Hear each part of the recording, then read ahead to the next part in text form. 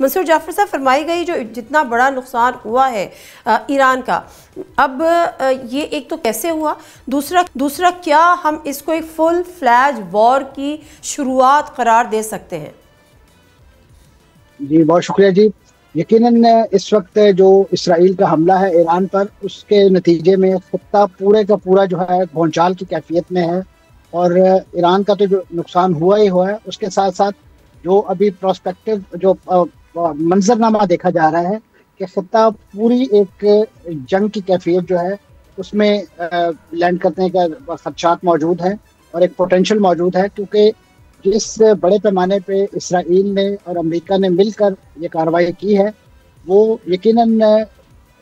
اسے نتیجہ خیز بنانا چاہیں گے، اور نتیجہ خیز بنانے کے لیے ان کا مقصد یہی ہے کہ ایران کو مکمل طور پر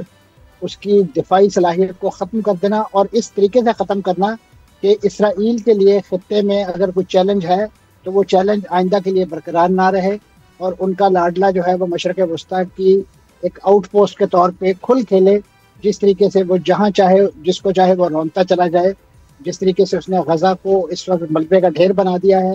اب ایران کو اسی انجام سے دوچار کرنے کے لیے وہ کوشاں ہے.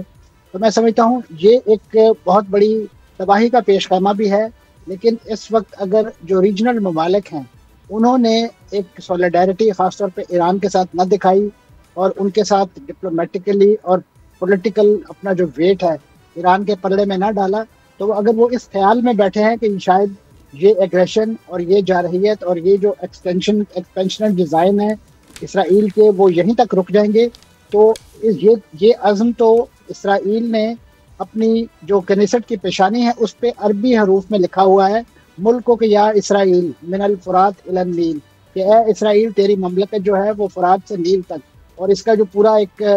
جو ریڈیس بنتا ہے وہ ترکی کا حصہ، پورا جنوبی لبنان، پھر اس کے بعد حتیٰ کہ باب خیبر تک، مدینہ تک جو ہے یہ ریچ ان کا ایکسپینشنل ڈیزائن ہے. یہی وجہ ہے کہ اسرائیل آئے روز جو ہے وہ غرب اردن کے علاقے میں بھی نئی یہودی بستیاں بسائے جا رہا ہے، اور اسی طریقے سے اب جس طریقے سے ایران کو اس نے تاراج کیا ہے، پھر اس کے بعد یقیناً کوئی اگلی ڈیسٹینیشن وہ چنیں گے، اور یہ صرف اور صرف اسی صورت میں اس کے ان عزائم کے آگے بند باندھا جا سکتا ہے کہ اس وقت جو کم از کم جو ہمسایہ ممالک ہیں ایران کے، بالخصوص وہ ممالک جن کے ماضی میں اس کے ساتھ کچھ تنازعات بھی رہے ہیں، تو وہ اس وقت ان تنازعات کو فورگو کر کے ایک لارجر ایجنڈے پر اس وقت میں سمجھتا ہوں ایک سولیڈیرٹی کا مظاہرہ کریں تاکہ خطے کو بڑی تباہی سے بچایا جا سکے.